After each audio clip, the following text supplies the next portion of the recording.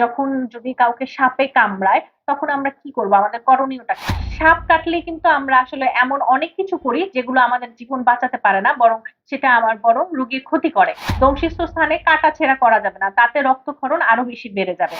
সাপের সব সাপ যেহেতু বিষাক্ত না, সব সাপের বিষাক্ত সাপের লক্ষণ সবসময় যেগুলো বিষাক্ত না সেগুলোর লক্ষণও তো থাকে না, আর যেগুলো বিষাক্ত সেগুলোর লক্ষণও কিন্তু সাথে সাথেই প্রকাশ পায় না। 2 থেকে 12 ঘন্টা সময় লাগে সেই লক্ষণগুলো প্রকাশ পেতে। আসসালামু আলাইকুম। আমি ডাক্তার শারমিন আলম, উপজেলা স্বাস্থ্য ও পরিবার পরিকল্পনা কর্মকর্তা, শাহজাদপুর, সিরাজগঞ্জ। আহ ইদানিং রাসেল ভাইপার নিয়ে জনমনে ভুল ধারণা এবং কিছু আতঙ্কের সৃষ্টি হয়েছে। সেই ব্যাপারে আসলে কিছু তথ্য উপস্থাপনার মাধ্যমে আসলে সঠিক তথ্যগুলো আহ, বলে আপনাদের মন থেকে আসলে এই আতঙ্ক এবং ভুল ধারণাটা যদি কিছুটা হ্রাস করা যেতে পারে আমার মনে হয়।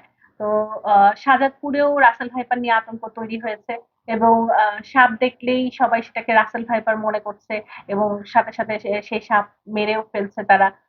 তবে খালি হাতে সাপ মারাটা কিন্তু খুবই ভয়ঙ্কর একটা ব্যাপার।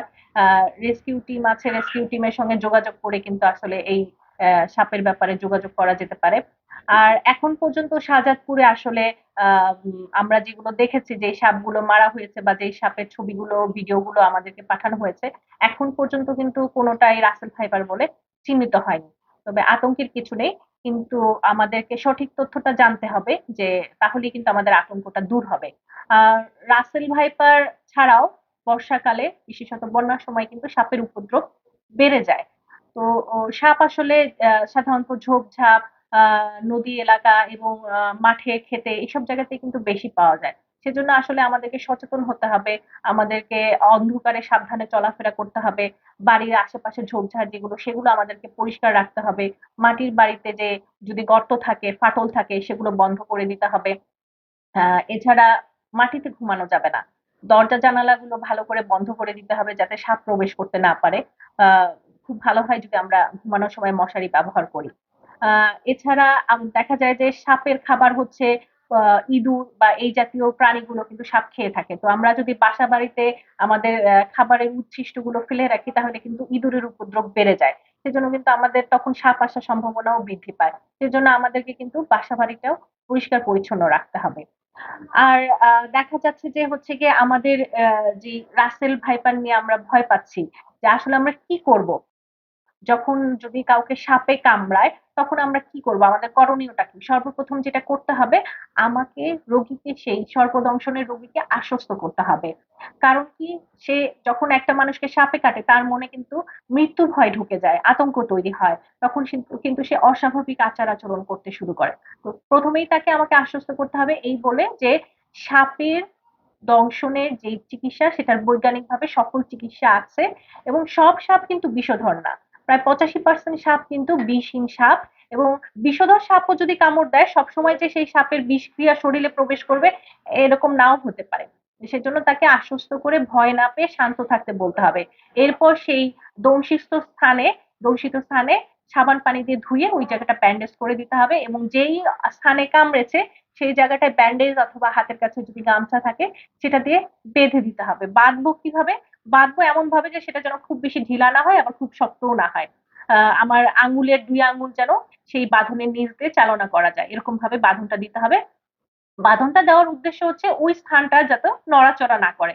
নড়াচড়া যত কম হবে বিষ তত কম ছড়াবে। এবং যদি রোগীর পায়ে কামড়ায় তাহলে তাকে হাতিয়ে আনা যাবে না। হাতে বা অন্যান্য অঙ্গে কামড়ালেও সেখানেও সেটা যেন সেই স্থানটা যাতে নড়াচড়া না হয় সেদিকে আমাদেরকে খেয়াল রাখতে হবে।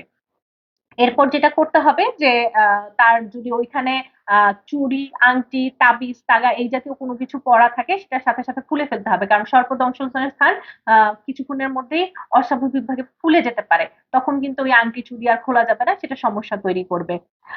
এছাড়া আর যেটা করতে হবে, অতি দ্রুত রুগীকে নড়াচড়া না করিয়ে স্বাস্থ্য কমপ্লেক্সে বা সরকারি হাসপাতাল যেখানে যেখানে সাপের চিকিৎসা হয় সেই জায়গায় নিকটস্থ স্থানে রোগীকে নিয়ে যেতে হবে।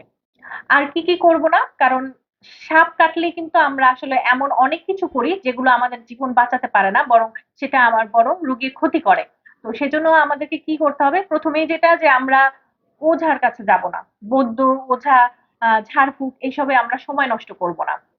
এবং আমরা যেখানে দংশন হয়েছে সেখানে দেখা যায় যে খুব শক্ত করে আমরা গিঁট দিয়ে দেই, যে ধারণাটা এরকম যে ওই জায়গাটায় গিঁট দিয়ে দিলে বিষ আর উপরে উঠতে পারবে না, কিন্তু তাতে সুবিধা না হয়ে ক্ষতিই হয়। ওই জায়গাটায় রক্ত সঞ্চালন বন্ধ হয়ে যায়, সেই জায়গাটায় পচন ঘটে, পরবর্তীতে হয়তো সেই অঙ্গটা কেটে ফেলতে হয়।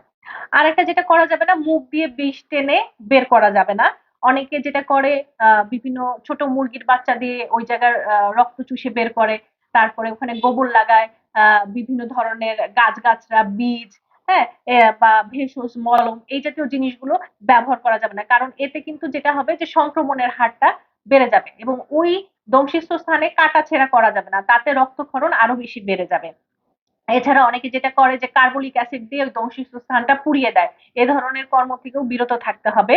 কাদা গোবর এগুলো লাগানো তো নিষেধ করা হলো। এছাড়া যেটা করা হয় যে ভাবে যে যেহেতু বিষ গিয়েছে, বমি করালে হয়তো বিষ বের হয়ে যাবে, তো সেই কারণে অনেকে ঘি তেল বা গাছগাছরা শিকড় বাকড় দিয়ে বমি করানোর চেষ্টা করে, এটা একেবারেই করা যাবে না। আর যদি রোগীর কথা বলতে অসুবিধা হয় অথবা মুখ দিয়ে লালা ঝরতে থাকে কিংবা নাকে কথা বলে, সেক্ষেত্রে কিন্তু রোগীকে মুখে কিছু খাওয়ানো যাবে না। আর আরেকটা যেটা যে দংশিত স্থানে তো ব্যথা হয়, সে ব্যথা উপশম করার জন্য অ্যাসপিরিন জাতীয় ওষুধও ব্যবহার করা যাবে না। সর্বপ্রথম যেটা করতে হবে, আরেকটা যেটা যে সাপ ধরার পিছনে সময় নষ্ট না করে দ্রুত হাসপাতালে রোগীকে নিয়ে আসতে হবে। এবং আমরা সবসময় বলি যে সাপ খালি হাতে ধরতে যাবেন না, এটা কিন্তু নিজের প্রাণ নাশের আশঙ্কাও থাকে। আরেকটা বিষয় যেটা জেনে রাখা দরকার আরকি যে সাপের সব সাপ যেহেতু বিষাক্ত না, সব সাপের বিষাক্ত সাপের লক্ষণ সবসময় যেগুলো বিষাক্ত না সেগুলোর লক্ষণও তো থাকে না। আর যেগুলো বিষাক্ত সেগুলোর লক্ষণও কিন্তু সাথে সাথেই প্রকাশ পায় না। ২ থেকে ১২ ঘন্টা সময় লাগে সেই লক্ষণগুলো প্রকাশ পেতে। এবং লক্ষণ প্রকাশ না পেলেও রোগীকে ২৪ ঘন্টা হাসপাতালে অবজারভেশনে রাখতে হবে। লক্ষণগুলো কি, কি হতে পারে? বিভিন্ন ধরনের লক্ষণ হতে পারে সাপে কাটার। যেটা হচ্ছে মাথা ব্যথা করা, তারপরে চোখে ঝাপসা দেখা, বমি বমি ভাব, বমি হওয়া, পেটে ব্যথা, বুকের পাঁজরের নিচে ব্যথা হওয়া, খিঁচুনি হতে পারে, শ্বাসকষ্ট হতে পারে, তারপরে লালা ঝরতে পারে, গিলতে সমস্যা হতে পারে রোগীর, কামড়ের জায়গাটা ফুলে যেতে পারে। হ্যাঁ, এছাড়া সারা শরীরে জ্বালা যন্ত্রণা হতে পারে, চোখের কোণ, দাঁতের মাড়ি, বমির সঙ্গে, থুতুর সঙ্গে, প্রস্রাব এবং পায়খানার সঙ্গে রক্ত যেতে পারে, এমনকি প্রস্রাব বন্ধও হয়ে যেতে পারে। এগুলো হচ্ছে কি বিষাক্ত সাপের কামড়ের লক্ষণ। তো এই লক্ষণগুলো অনুযায়ী আসলে সাপের চিকিৎসা দেওয়া হয় এবং উপজেলা স্বাস্থ্য কমপ্লেক্স শাহজাদপুরে আমাদের বর্তমানে যথেষ্ট পরিমাণে অ্যান্টি স্নেক ভেনম মজুদ রয়েছে এবং আমাদের স্বাস্থ্য মন্ত্রণালয়ের নির্দেশনা অনুযায়ী, প্রোটোকল অনুযায়ী আমরা সেই চিকিৎসা ব্যবস্থা সকলকে দিয়ে থাকি। আপনাদেরকে শুধু ওঝার কাছে, বৈদ্য ওঝা কবিরাজের কাছে সময় নষ্ট করে না করে দ্রুত স্বাস্থ্য কমপ্লেক্সে চলে আসতে হবে। আর যেটা হচ্ছে যে আমাদের এখানে প্রশিক্ষিত ডাক্তাররাও আছেন এবং আমাদের অন্যান্য স্বাস্থ্যকর্মী যারা, তারাও তাদের মধ্যেও সেন্সিটাইজ করা হয়েছে সাপের সর্পদংশনের রোগীর চিকিৎসার ব্যাপারে এবং আমরা কিন্তু বিভিন্ন জায়গায় প্রচার প্রচারণা চালাচ্ছি এই সাপের সাপে কাটার থেকে কিভাবে মুক্ত থাকা যাবে এবং কিভাবে সাপে কাটলে কোথায় চিকিৎসা নিতে হবে, কোথায় আসতে হবে। এবং আমাদের ইমার্জেন্সি জরুরি বিভাগে আপনারা যোগাযোগ করবেন, ২৪ ঘন্টা আমাদের জরুরি বিভাগ খোলা থাকে, সেখানে এসে আপনারা আপনাদের সেবাটা নিতে পারেন।